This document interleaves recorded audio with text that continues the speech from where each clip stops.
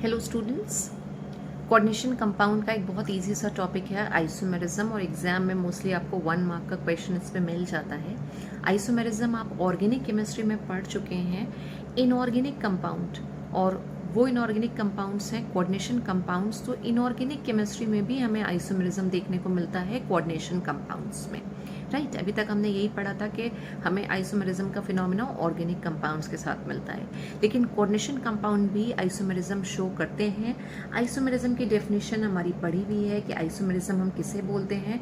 तो ऐसे कंपाउंड्स जिनका मॉलिक्यूलर फॉर्मूला जो है वो सेम हो, लेकिन उनकी फिजिकल और केमिकल प्रॉपर्टीज डिफरेंट हो। क्यों? क्योंकि उनका जो स्ट्रक्चर होगा या उनका जो अरेंजमेंट होगा, अरेंजमेंट इन हम कहते हैं स्पेस में, जब हम उसको हैंग करें तो उसका जो स्पेशियल अरेंजमेंट आ रहा है वो डिफर कर रहा है। तो ऐसे कंपाउंड्स को हम कहते हैं आइसोमर्स, और फिनोमेना क्या हो जाता है? आइसोमेरिज्म। हम ऑर्गेनिक केमिस्ट्री में भी इस चीज को पढ़ चुके हैं, और वहां भी हमने यही 2 टाइप पढ़े थे कि हम आइसोमेरिज्म को 2 ग्रुप में क्लासिफाई करते हैं, स्ट्रक्चरल और स्टीरियो आइसोमेरिज्म। ठीक है।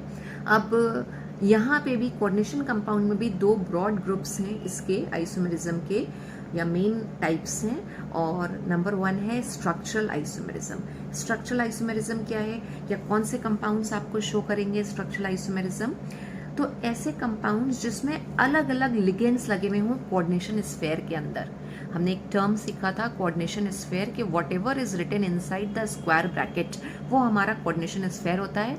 और उसके अंदर हमें मेटल मिलता है, मेटल का एटम या मेटल का आयन हो सकता है, और उसके साथ लिगेंड्स अटैच्ड होते हैं, यानी ऐसे एटम या ग्रुप ऑफ एटम्स जो इलेक्ट्रॉन पेयर डोनेट करे। तो अगर अलग अलग लिगेंड्स लगे हुए हैं सेंट्रल मेटल एटम के साथ या आयन के साथ, तो अलग अलग स्ट्रक्चर्स आएंगे। और अगर स्ट्रक्चर्स डिफरेंट आ रहे हैं तो वो आइसोमेरिज्म हमारे लिए हो जाएगी स्ट्रक्चर। इसको भी हम डिटेल में पढ़ेंगे। दूसरा टाइप है स्टीरियो आइसोमेरिज्म, जो हमने ऑर्गेनिक केमिस्ट्री में पढ़ा था। हमने कहा था कि स्टीरियो आइसोमेरिज्म जो है ऐसे कंपाउंड शो करते हैं जिनमें, यहाँ हम लिगेंड्स के रेफरेंस में बात करेंगे कि लिगेंड्स तो सेम लगे हुए हैं, लेकिन अगर मॉलिक्यूल को हम स्पेस में हैंग करें, यानी कि अगर हम उसका 3D स्ट्रक्चर देखें, तो वो जो लिगेंड्स हैं उनकी पोजीशन चेंज हो जाएगी। यानी हम कहते हैं कि जो लिगेंड्स होंगे they will be arranged in different way in space, यानी 3D स्ट्रक्चर में जो लिगेंड्स का अरेंजमेंट है वो डिफर कर जाएगा। इफ यू रिमेंबर, हमने सिस और ट्रांस आइसोमेरिज्म की बात करी थी जब हमने ऑर्गेनिक केमिस्ट्री में पढ़ा था। तो बस हमने पोजीशन चेंज कर दी थी वहां पे एटम्स की, तो हमारे पास सिस और ट्रांस आइसोमर बन के आ रहे थे। यहाँ पे भी हम यही करेंगे, लिगेंड सेम होंगे, बस हम उनकी पोजिशन चेंज कर देंगे और हमारे पास आ जाएगा स्टीरियो आइसोमेरिज्म। और यहाँ पे भी स्टीरियो आइसोमेरिज्म हमें 2 ही तरह का मिलता है, एक ज्योमेट्रिकल और एक ऑप्टिकल, राइट। ज्योमेट्रिकल और ऑप्टिकल। तो पहले हम स्ट्रक्चरल आइसोमेरिज्म की बात करते हैं। ये कई टाइप का होता है, लेकिन एनसीईआरटी में हमें 4 टाइप्स दे रखे हैं: आयोनाइजेशन, हाइड्रेट, कोऑर्डिनेशन और लिंकेज आइसोमेरिज्म। इसके अलावा पॉलीमराइजेशन आइसोमेरिज्म भी है और कोऑर्डिनेशन पोजीशन आइसोमेरिज्म भी है। लेकिन हमें ये 4 समझना है, बहुत सिंपल है, नाम से ही पता चल जाता है, आपको आइडिया हो जाता है कि जो कंपाउंड्स दे रखे होंगे वो कौन सा आइसोमेरिज्म शो कर रहे होंगे।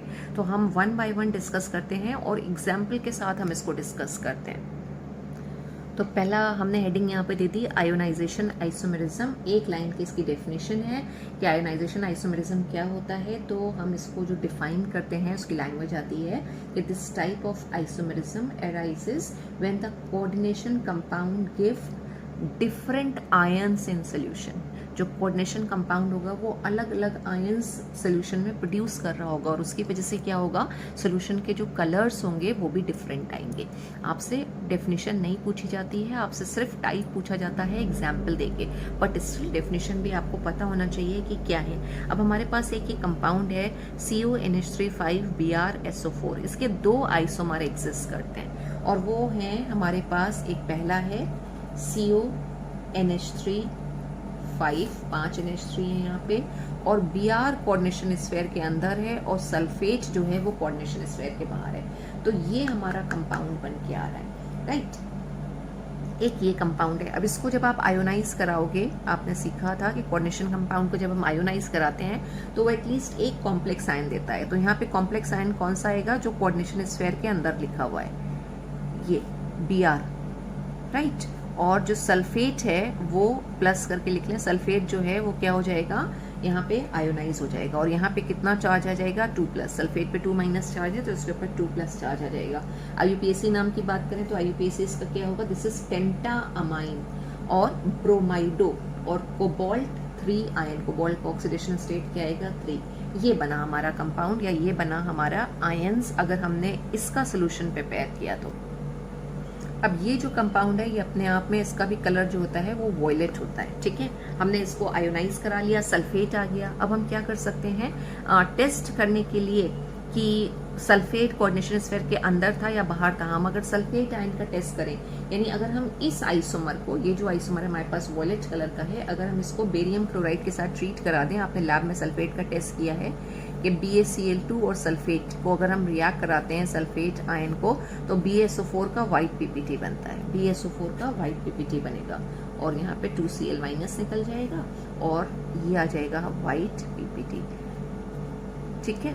और यही सेम कंपाउंड अगर हम ले रहे हैं जो कि रेड कलर का है, रेड कलर का वो है CONH3 और इस बार SO4 अंदर है और Br बाहर है। इसको जब हम आयोनाइज कराएंगे तो हमें मिलेगा CONH3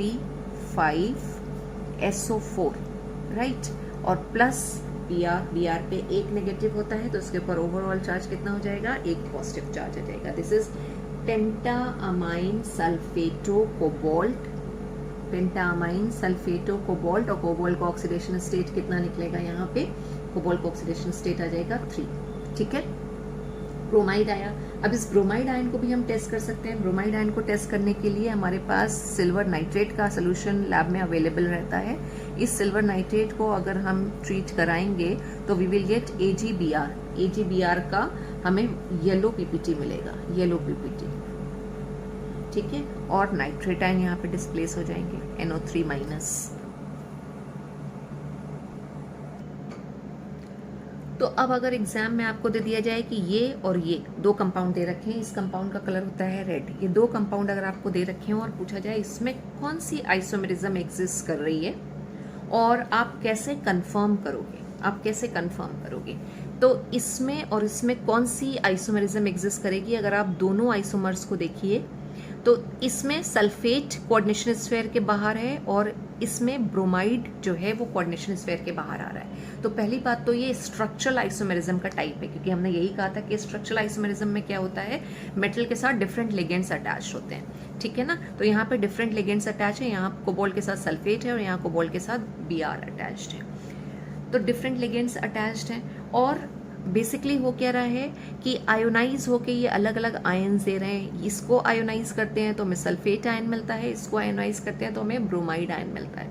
तो कौन सी स्ट्रक्चरल आइसोमेरिज्म का टाइप हो जाएगा, ये आयोनाइजेशन आइसोमेरिज्म।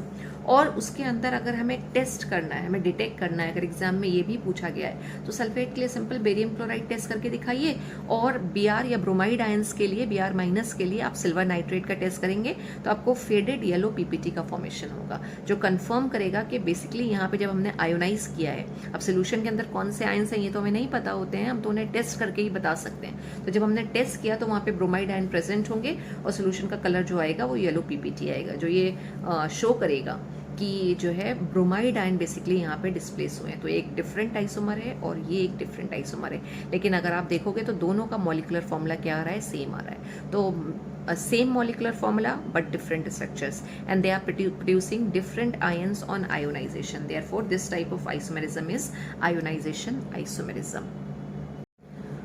कंसेप्ट को और क्लियर करने के लिए हम 2 एग्जाम्पल्स और ले लेते हैं। ये हमारे पास ये कंपाउंड दे रखा है, ये कंपाउंड दे रखा है, और हमसे पूछा जाए अगर कि यहाँ पे कौन सी आइसोमेरिज्म एग्जिस्ट कर रही है, तो आप देखो कोऑर्डिनेशन स्फीयर के अंदर यहाँ पे 4 NH3 हैं, 2 Cl हैं, और यहाँ पे 4 NH3 हैं, 2 Br हैं। यहाँ Br बाहर है कोऑर्डिनेशन स्फीयर के और यहाँ पे Cl बाहर है, ठीक है ना। तो आयोनाइजेशन पे अलग अलग आयन्स आएंगे, यहाँ पे ब्रोमाइड आयन मिलेगा और यहाँ पे क्लोराइड आयन मिलेगा। कौन सी आइसोमेरिज्म हो जाएगी? Ionisation isomerism.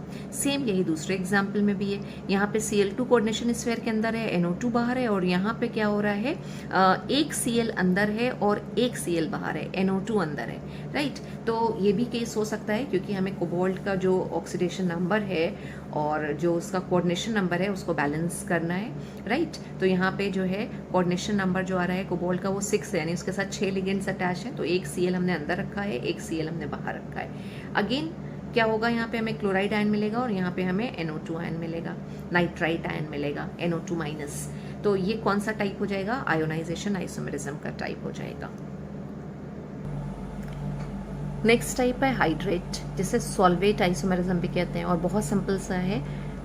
अगर कोऑर्डिनेशन कंपाउंड के अंदर आपको 2 कोऑर्डिनेशन कंपाउंड या 2 आइसोमर्स दे रखे हैं और उसमें अगर आप देखिए कि जो वाटर मॉलिक्यूल्स हैं उनका अलग अलग अमाउंट या अलग अलग नंबर ऑफ वाटर मॉलिक्यूल्स जो हैं वो कोऑर्डिनेशन स्फीयर के अंदर और बाहर प्रेजेंट है, तो जो आइसोमेरिज्म हमारी होगी तो वो कहलाएगी हाइड्रेट आइसोमेरिज्म। तो ये वाली isomerism arises when different number of water molecules are present inside and outside the coordination sphere. Example देखिए यहाँ पे क्या हो रहा है, Cr का कोऑर्डिनेशन नंबर 6 है, यानी 6 लिगेंड अटैच होंगे, यहाँ 6 वाटर मॉलिक्यूल कोऑर्डिनेशन स्फीयर के अंदर हैं और 3 Cl बाहर हैं। और इस वाले में क्या हो रहा है, 5 वाटर मॉलिक्यूल अंदर हैं, 1 वाटर मॉलिक्यूल हमने बाहर ले लिया और कोऑर्डिनेशन नंबर को बैलेंस करने के लिए 1 Cl हमने अंदर कर दिया, ठीक है। तो 6 लिगेंड्स अभी भी Cr के साथ अटैच हैं, लेकिन 1 वाटर मॉलिक्यूल बाहर आ रहा है। तो अलग अलग नंबर हैं वाटर मॉलिक्यूल के inside and outside the coordination sphere. यहाँ 6 अंदर हैं और यहाँ 5 अंदर हैं, यहाँ कोई भी बाहर नहीं है, यहाँ 1 बाहर है वाटर मॉलिक्यूल, राइट। तो इस तरह की आइसोमेरिज्म जहाँ पे आपको वाटर मॉलिक्यूल का इन्वॉल्वमेंट दिखे वो हो जाएगी हाइड्रेट या फिर सॉल्वेट आइसोमेरिज्म।